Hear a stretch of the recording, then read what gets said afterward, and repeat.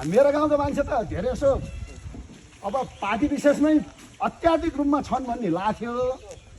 अब त्यो कुरो नडाँटिकन भन्दा अहिले अलिकति हाम्रो महावीर डाक्टर महावीर पुन उठिसके पछाडि अब बतास त चल्छ नि त, केही न केही गाईमै बतास चल्दाखेरि अहिले भने एकदम मलाई सोध्न मन लागेको कुरा के थियो भने हजुरको जीवनको प्रमुख उद्देश्य के थियो त भनेर सोध्नु मन लाग्थ्यो। त्यो उहाँले आफैले स्पष्टाइसक्नुभयो, प्रश्न पार्नुभयो, त्यो सोध्नै परेन। उहाँ समाजसेवा प्रष्ट रूपमा आजसम्म समाजसेवा कुनै पार्टीमा लाग्यो भने त्यो खुट्टा तान्छन् र म यसरी प्रष्ट रूपमा कुनै पार्टी दल विशेषमा नलागिकन समाजसेवामा हिँडेको छु र बाँकी जीवन पनि समाजसेवामै हो। वास्तवमा यसलाई राजनीतिक भनेर नबुझिदिनु भन्नुभयो, मलाई अति चित्त बुझ्यो। अब अर्को कुरा रह्यो के त भन्दाखेरि उहाँले जुन अब उसको बारेमा भन्नुभयो, फेरि अर्को कुरा यो चाहिँ त्यो पनि मलाई सोध्न मन लागेकै कुरा हो। यो विदेशको भोट हाल्न पाउने भन्ने कुरा पनि उहाँले राखिसक्नु भएको रहेछ, त्यो कुरा चलिसकेको रहेछ, त्यहाँ गएर अड्कियो भन्नुभयो। त्यो कुरा पनि सोध्नु परेन, ठिकै भयो।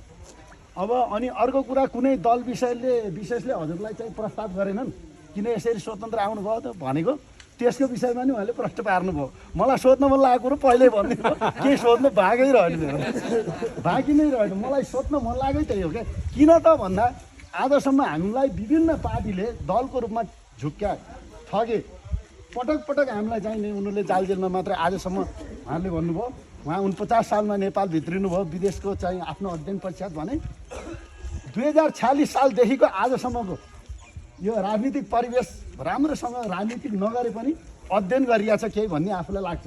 त्यस भएर 2046 सालदेखि आज त 32 थियो, 4 थियो, कति भयो 36 वर्ष।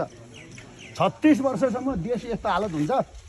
त्यसकारण यी सम्पूर्ण अब मेरो गाउँको मान्छे त धेरै यसो अब पार्टी विशेषमै अत्याधिक रूपमा छन् भन्ने लाग्थ्यो।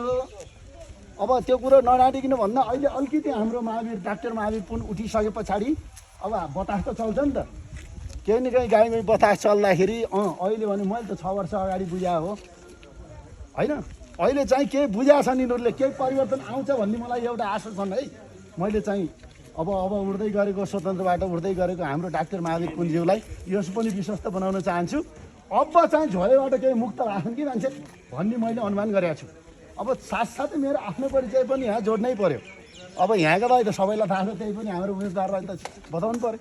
म कालो काङ्ग्रेस, अब बाबुबाजे काङ्ग्रेस भएपछि जानेर भइयो कि नजाने भइयो, 30 वर्ष कालो काङ्ग्रेस चोर भन्ने थाहा भइसकेपछि अहिले मैले लगभग काङ्ग्रेस छोडेको 5 वर्ष भयो। अब काङ्ग्रेस छोडेपछि त म त अर्को पार्टीमा जानुपर्ने, कि एमाले कि माओवादी कि कोही गइन्थ्यो होला।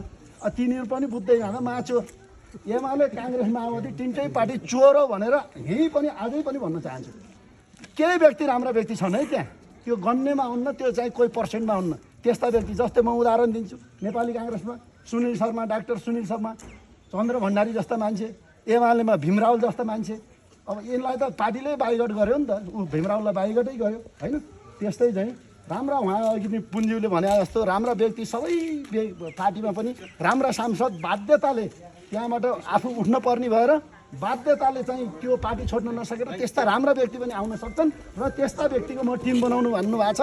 अत्याधिक मलाई त्यो कुरो मन परेको छ। कुनै न कुनै कारणले मान्छे अल्झिएको हुनसक्छ, पार्टी छोड्न नसकेको हुनसक्छ। त्यसकारण अब पार्टी छोड्न बित्तिकै अर्को ठाउँमा नपाउन सकिन्छ। त्यही पार्टीबाट गएर भोलि पार्टीमा संसदमा विद्रोह गर्छु भन्ने सोच बोकेको मान्छे पनि हुनसक्छ क्या। त्यो भएर सबै पार्टीमा नराम्रा मान्छे नहुन पनि सक्छन्, केही राम्रा नयाँ युवाहरू पनि हुन सक्छन्। र त्यसकारण म चाहिँ 30 वर्ष त्यो काङ्ग्रेस छोडेर म राजै चाहिन्छ भनेर राजा पार्टीमा हिँड्ने मान्छे हो।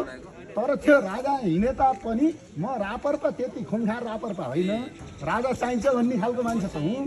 तर रापरमा मेरो त्यति चाहिँ लगाव छैन। तकरिबन 1.5 वर्ष भयो म पार्टीको कार्यालयमा पनि मिटिङमा उपस्थित भएको छैन। तर अहिले हामीले डाक्टर महावीर जस्तो हामीले एउटा चाहिँ उम्मेदवार पाउँदा यो सबैको लागि गर्वको कुरा हो। मैले त उहाँले डाक्टर महावीर पुन चाहिँ चुनावमा भाग लिनु भएको छ अरे भन्दा कुन पार्टीबाट भने मैले पहिला पार्टी होइन स्वतन्त्र भने के। अनि के रवि स्वतन्त्र भने होइन, रवि स्वतन्त्र एकदम प्योर बालेन हर्के स्वतन्त्र भनेपछि ल ठिक छ, मेरो भोटै उहीँ लगायो भनेर त्यो 4-5 जना कति थिइन्, पहिलो काम मेरो काममा पर्ने बित्तिकै मेरो भोट उहाँ लगायो भने